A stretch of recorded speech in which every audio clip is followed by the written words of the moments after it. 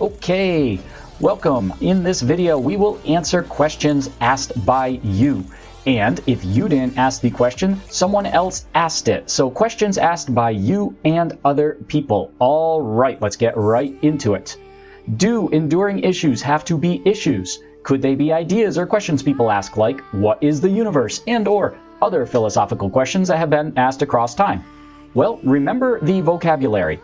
An enduring issue is something that people and societies have dealt with more than once, especially over time in different time periods. And so an issue such as, what is the universe? Yes, every society has grappled with that question. And in fact, questions like that, what is the universe, spawned science. And science is a huge issue. Often in some places, what is the universe, what happens after death, have led to exploration of the issues of religion. Certain philosophical questions, what is love? That spawns issues of literature, of philosophy. Okay, remember, issues can be very general, such as war, or very specific under the idea of war, such as countries taking over other countries for territory. There's always general and specific. These big philosophical questions, sometimes they are very specific issues that lead to general issues. But as long as humans have tried to figure out the answers, that is an enduring issue, for sure. Further research on this topic.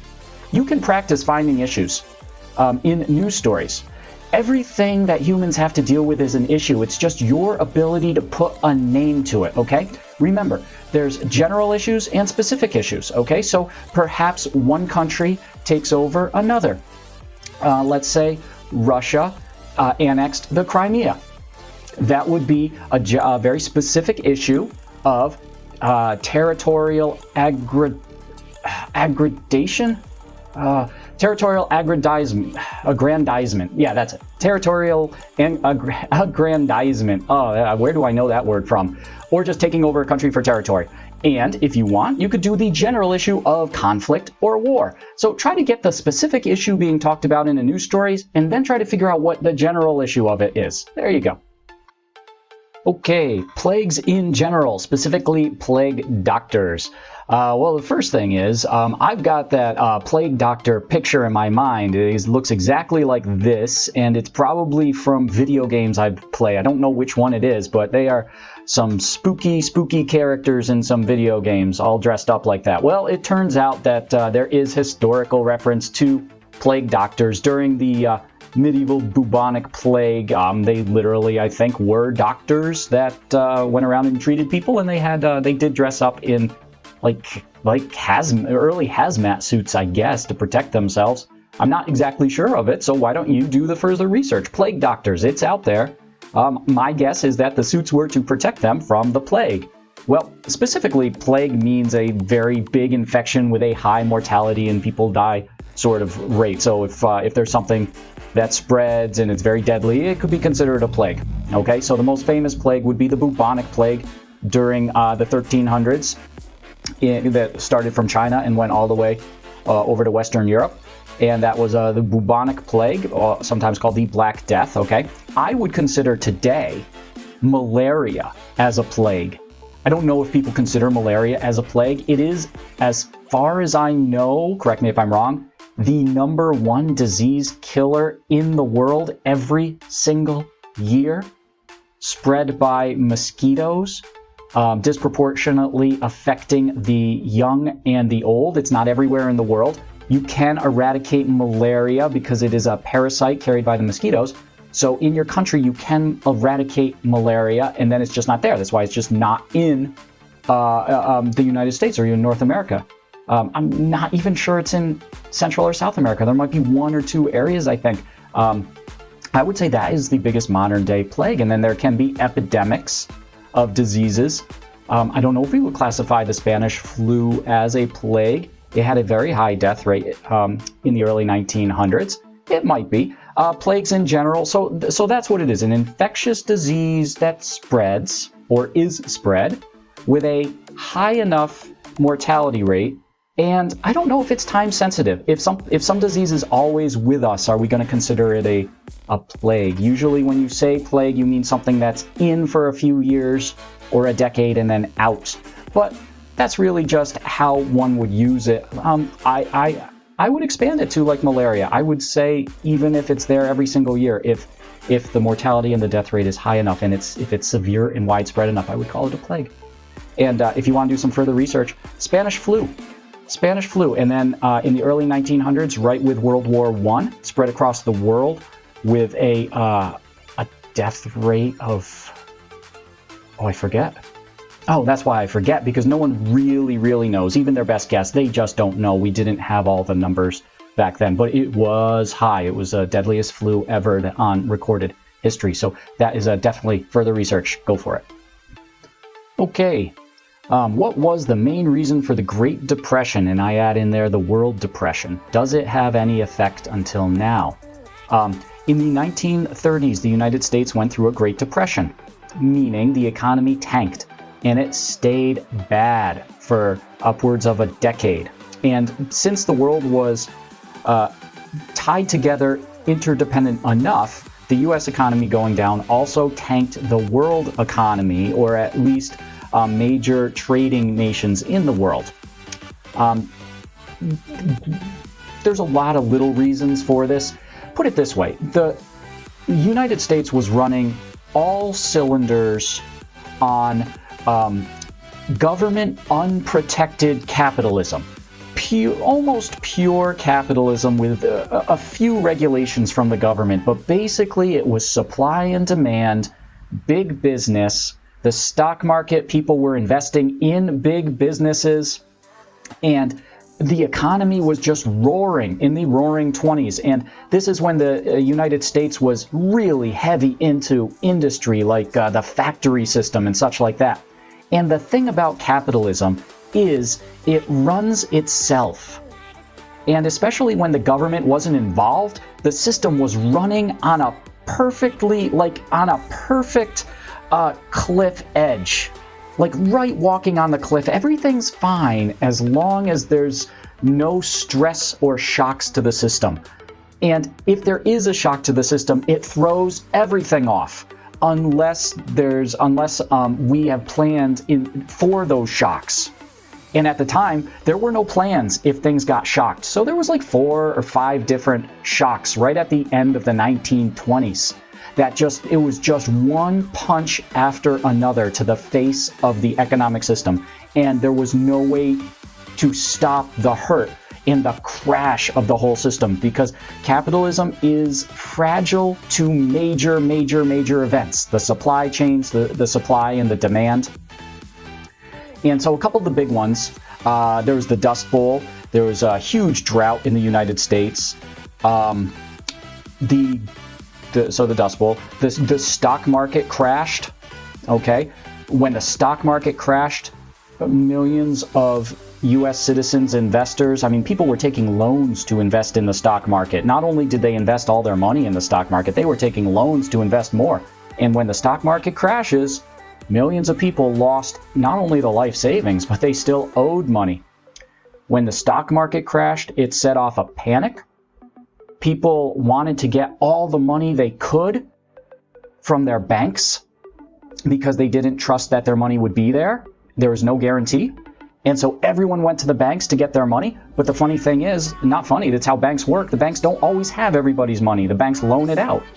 So when everyone in a bank wants to come and get their money out, the banks don't have it and they go bankrupt. There's that word. And so banks failed all over the United States. So even people who had $5,000, $10,000 life savings in a bank, it's gone. It's just gone. When the bank fails, they fail. And also, the U.S. did tariffs and protectionism, stopping international trade. And some say that this was a shock to the system too, because the U.S. was trading all around the world. Whether free trade is good or not, if you change it immediately, it's a shock to the system, and the U.S. did that at the time. So, you take 3, 4, 5 different of these things coming together, boom, the entire system came crashing down. Does it have any effect until now? Well, no. Yes. it has an effect in the sense that we see echoes of what has happened and what hasn't, okay? Today, all your money is protected by the government. Those banks, if your money's in a bank, it's protected by the government. So we learned from the Great Depression, many people, it is very difficult to borrow money and then invest in the stock market. That was a bad thing that happened. So we put in place things where you can't really do that much. We have it so banks can't fail and people lose their money. So the government of the United States backs your money in your savings account, okay? So we learned a lot from the Great Depression, and the government got a lot more involved in case there was a huge catastrophic shocks to the capitalist system. We saw a huge shock right now with the disease, the coronavirus, and the United States government is doing a lot with money to try to keep from the whole system crashing like it did in the Great Depression. So we've learned some lessons. Whether it's going to work or not, well, we'll see. But we're certainly not doing what failed during the Great Depression. So further research. Definitely go look in the Great Stock Market Crash. That is very, very interesting reading, and to find out what happens. That leads you right into the bank runs. And I want to say there's a beautiful scene of a bank run in the movie It's a Wonderful Life. I think that's the movie, It's a Wonderful Life. But it's definitely one of those classic movies, has a scene of a bank run back in the day. And we still debate right now whether we should be a free trade or we should have tariffs and taxes on foreign goods. So we are still debating which one is better. It's called tariffs and protectionism versus free trade, and you can do further research on that. And there's a very interesting question in debate, but this is super high level, and you got to really get into the college level reading on this, is once your depression happens, once you've crashed, how important is it for the government to try to pull the depression out, pull the country out of a depression, or should it be left to itself to try to pull out of the depression? There's interesting arguments on both sides, but that is a super high-level further research on whether government intervention when you have a depression is worth it. Does it help or does it hurt? Okay, question. Is the stability of world politics going to change much due to this pandemic, or will it stay relatively close to what it was before? Well, if you're talking politics, I think it's going to, my own personal opinion, remain very stable to what it was before, okay? Every country is having to deal with the same health issues, and so I don't see any one country gaining a lot of political power, okay? There's only a couple major political powers in the world. So if we're going to say, is politics going to change, we are literally only looking at the European Union / England, Russia, China, India, United States, Canada, Mexico. Politics-wise, get rid of Canada and Mexico. They're very important for trade-wise. But political movers and shakers that have a chance of ruining the world if things go south, it was those four that I mentioned, okay?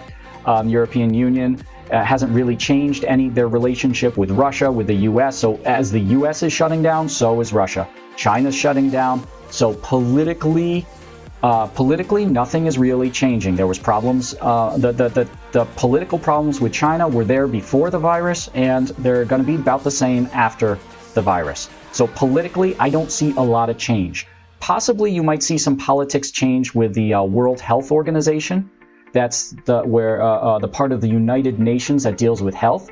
There's a few countries that are not happy with how the World Health Organization did the pandemic, and a lot of countries aren't happy with how China dealt with the pandemic, not dealing with the pandemic, but in telling the world and sharing data and what was really going on. So there's a lot of countries angry with the Chinese government, but I don't think that's going to spill over into the political relations all that much. I mean, it's all about the money. So the question is, will there be a big trade impact? Oh, and Russia and Saudi Arabia politically they were trades against each other economically before, and they are going to be afterwards. I don't see things changing very much because of the virus.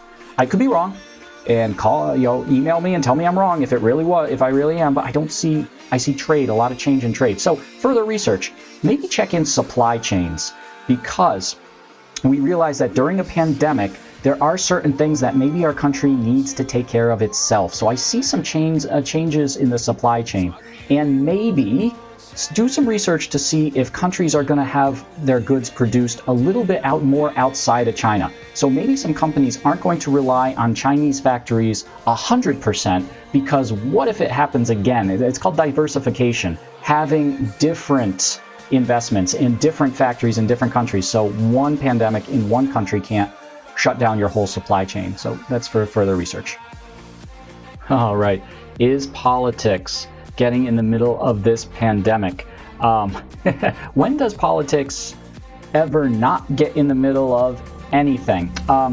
It's not that politics is getting in the middle of like the actual pandemic. It's that people are viewing the reaction and the policies that came from the reaction to the virus through a political lens. Okay, so a quick overview is people in the United States roughly divide upon the Democratic Party or Republican Party, or to some degree you could say liberals or conservatives. And I get it that there is the Green Party, the Independent Party, Libertarian Party, but the vast majority of Americans are going to identify with either liberal or conservative.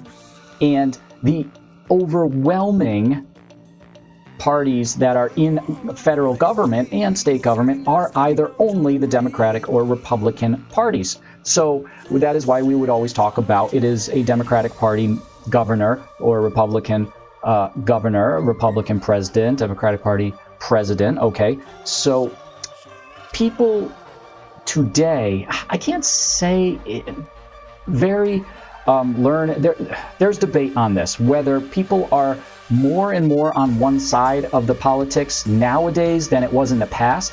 I tend to think that people look in the past with they look at it as they look at all the good and forget the bad. So if you were to tell me that today, people always say today is worse, people are more separated today than in the past. Well, I don't know. Okay, I'm old enough to remember or live through some of the past, and I can remember people say, oh, it was so much better back then. I'm like, well, wait a minute, I was alive back then and it was like literally the same.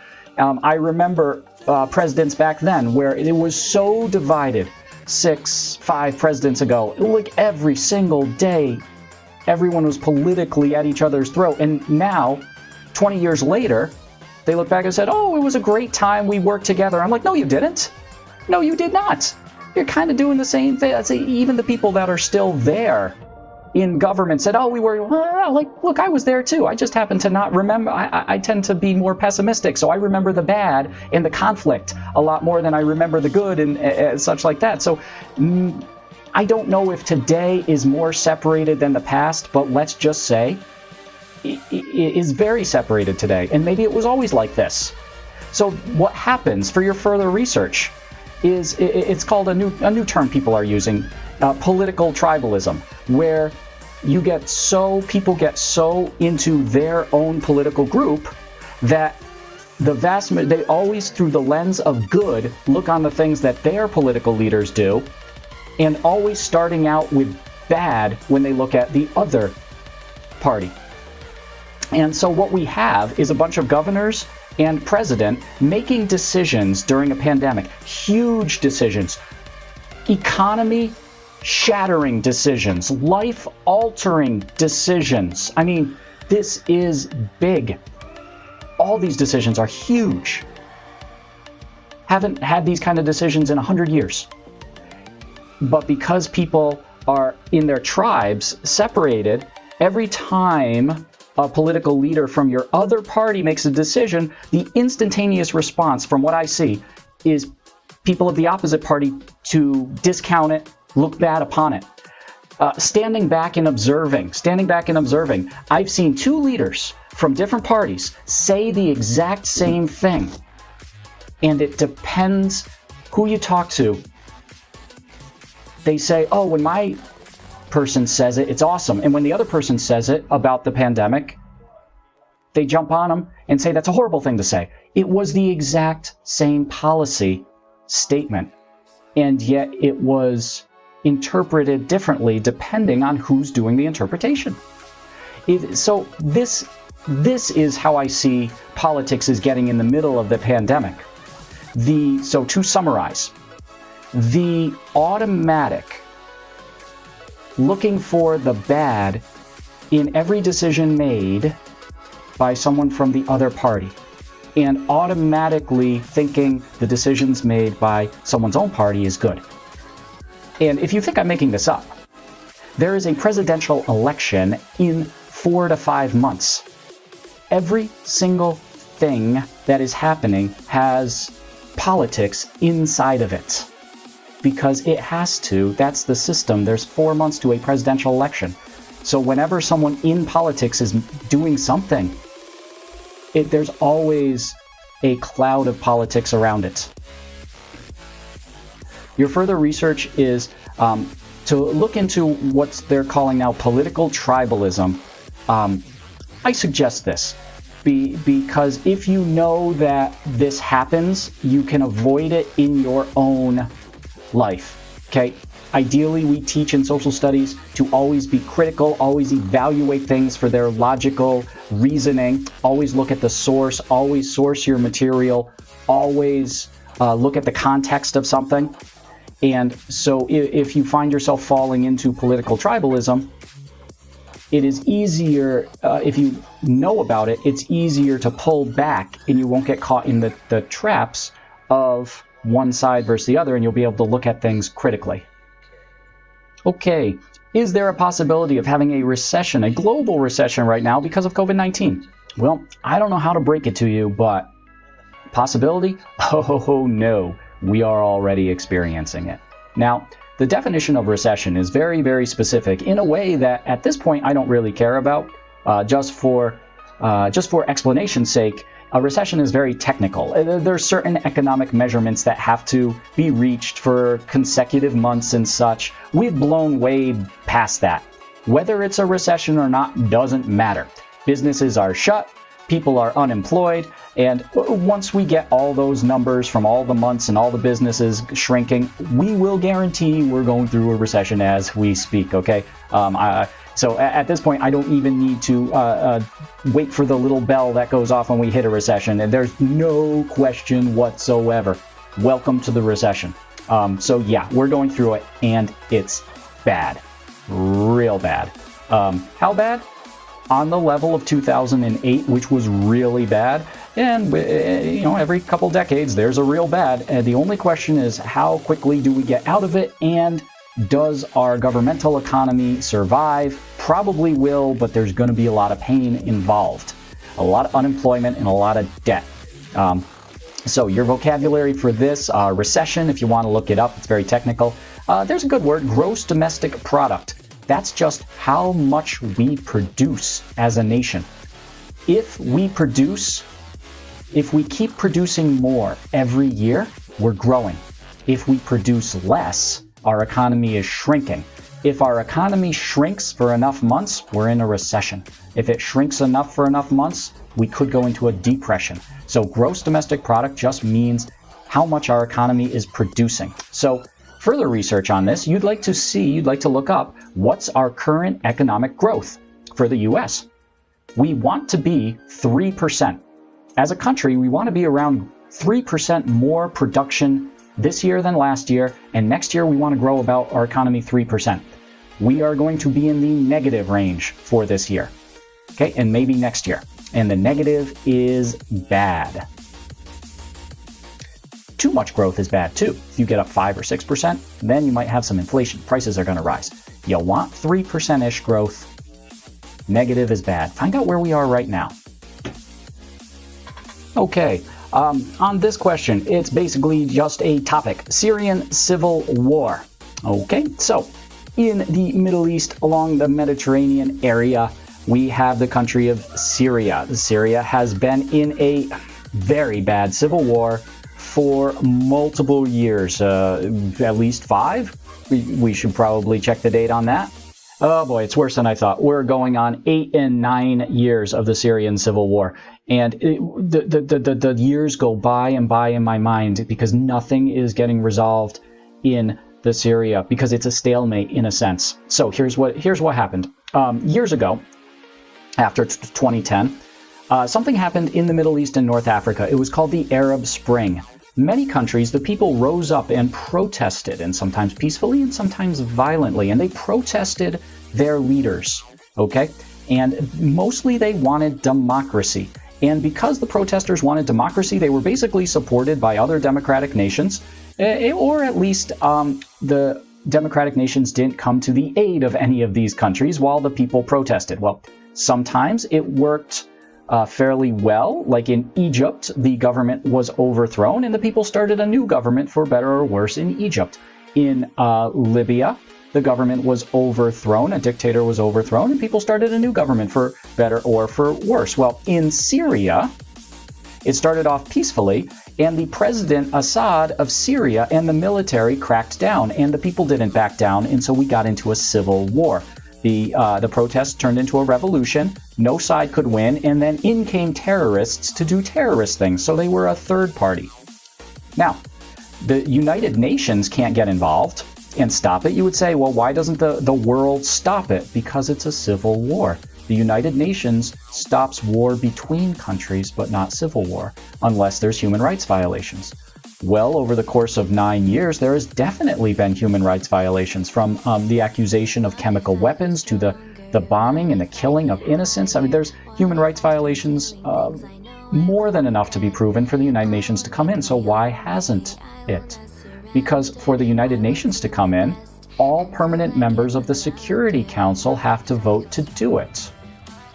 So why can't the 5 permanent country members vote to go in and stop the civil war? Because President Assad of Syria has diplomatic and political ties with Russia, and Russia is a member of the Security Council. So we can see that the votes to end this war or take major actions, the 5 members can't come to an agreement. Russia, China, France, England, United States cannot come to an agreement, so the United Nations can't really do anything. And so the war has gone on for 9 years, creating millions of Syrian refugees, spreading out to try to find safety across the world. So further research, you could look into President Assad as a political leader. Turkey is involved, so you might want to research Turkey's involvement in Syria and Syrian refugees.